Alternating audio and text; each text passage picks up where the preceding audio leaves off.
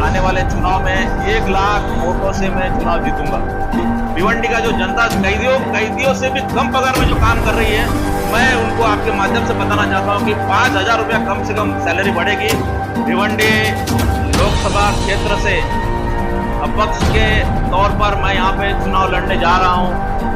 पहले मैंने हमारे जितने पत्रकार मित्र हैं सबका तहे दिल से स्वागत करता हूँ।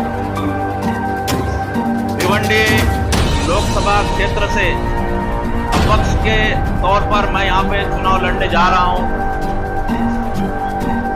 मेरा नाम शंकर नागेश मुटगिरी है और मैं तेलुगु समाज से आता हूँ। मैं भिवंडी, मेरा जन्म भिवंडी में हुआ है। हमारी ये 4th जनरेशन है, हम लोग 4 पीढ़ी से यहाँ पे रहते हैं भिवंडी में।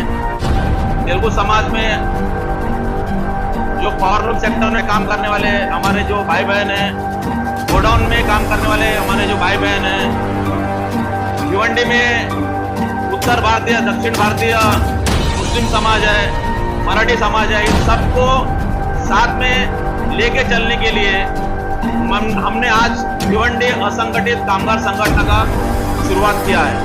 भिवंडी का आप सब लोग जानते हैं, भिवंडी यंत्रमाग नगरी, वस्त्रोद्योग नगरी, मैनचेस्टर के नाम से जाना जाता है। लेकिन केंद्र सरकार की आर्थिक नीतियों की वजह से, टोरेंट पावर की वजह से, नोटबंदी की वजह से यहाँ का जो वस्त्रोद्योग उद्योग है ये पूरी तरह बर्बाद होने की कगार पे खड़ा है। यहाँ पे जो हमारे जो भाई बहन हैं अपना रोजी रोटी के लिए भिवंडी का जो गोडाउन एरिया है, लूम बंद होने की वजह से, कारखाने का काम कम होने की वजह से गोडाउन का जो एरिया है, गोडाउन में जो पगार मिलेगा वो पगार में काम करने के लिए मजदूर काम करने जा रहे हैं।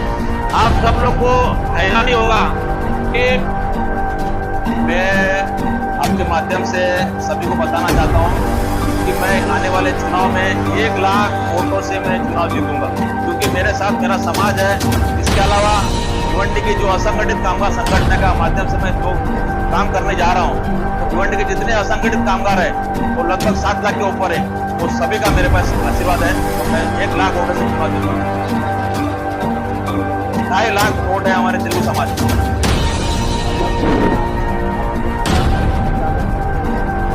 मेरा मार्जिन जो रहेगा, एक जो विनिंग जो मार्जिन रहेगा 1 लाख वोटों से रहेगा।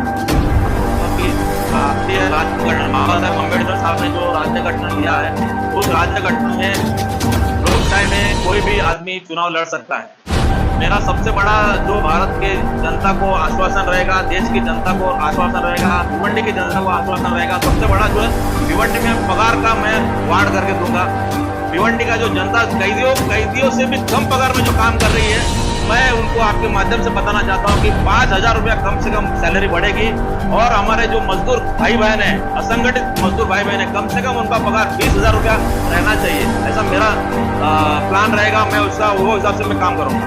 असंगठित यहाँ पे